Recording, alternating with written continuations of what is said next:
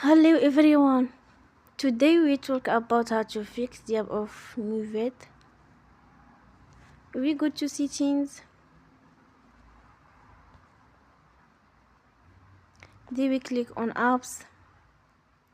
After that we will search the app Moovit and we click. Then you will unforce stop.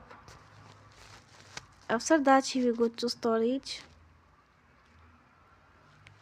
Then we click on clear cache.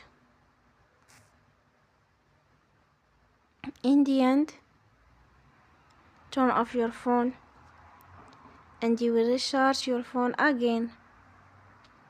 Don't forget to support us by like and subscribe. See you next time and thank you for watching.